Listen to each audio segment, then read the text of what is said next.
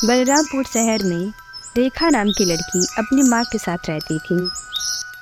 रेखा के पिता एक कार दुर्घटना में चल बसे थे।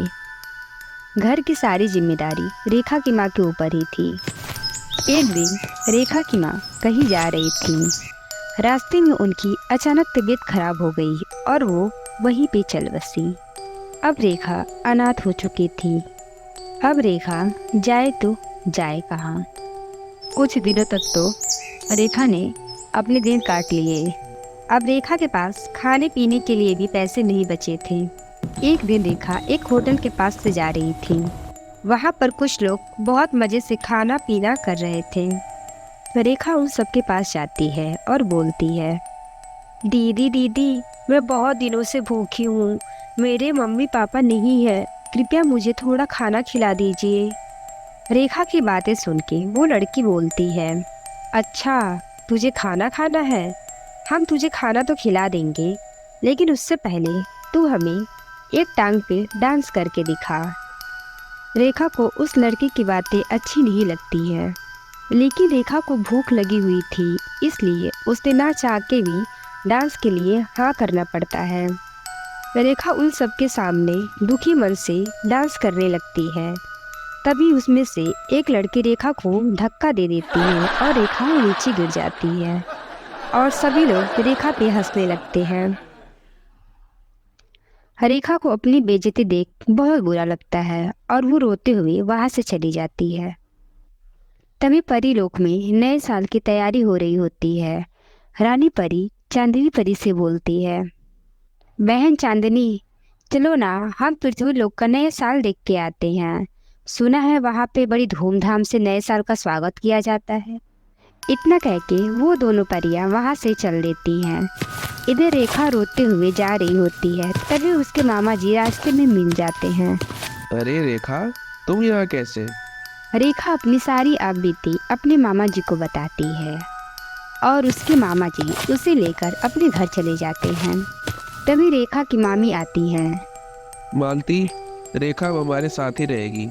रेखा की मामी ये सुन के बोलती है, क्या हमारे घर में कम खर्चे हैं जो ये भी आ गई यहाँ रहने? यहाँ नहीं रह सकती। रेखा अपनी मामी की बातें सुन के बहुत उदास होती है और वहाँ से चली जाती है। रेखा अपनी मामी की बातें सुन के रोती हुई वहाँ से चली जाती है। रेखा जब रास्ते से जा रही होती है तब जंगल से किसी की आवाज़ आती है, बचाओ, कोई है, हम यहाँ बंधे हुए हैं। रेखा सोचती है, लगता है कि कोई मुसीबत में है, चलो चल के देखती हूँ। रेखा जब वहाँ जाती है तो देखती है पेड़ पे दो परियां बंधी हुई हैं।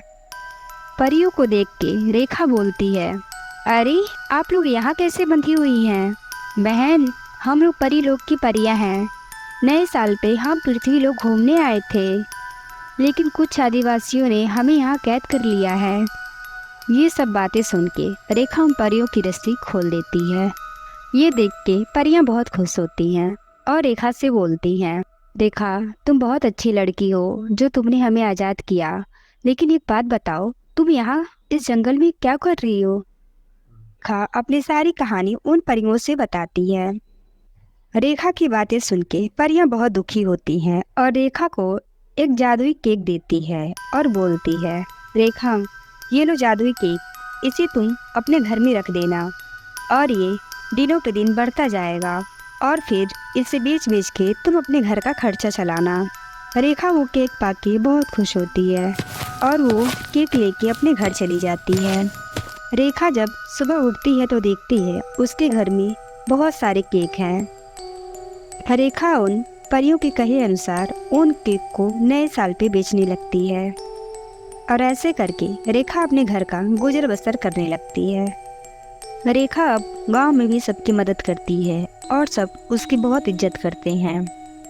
एक दिन रेखा पार्क में घूमने जाती है। वहाँ पे उसके मामा मामी मिलते हैं। रेखा उन्हें देख के पूछती है, मामा और मामी जी, आप लोग यहाँ कैसे? रेखा की बातें सुन के उसकी मामी बोलती हैं, क्या बताओ रेखा बेटा, तुम्हारे मामा की फैक्ट्री बंद हो गई और हमारे घर भी बिक गए। हमारे पास अब कुछ नहीं बचा।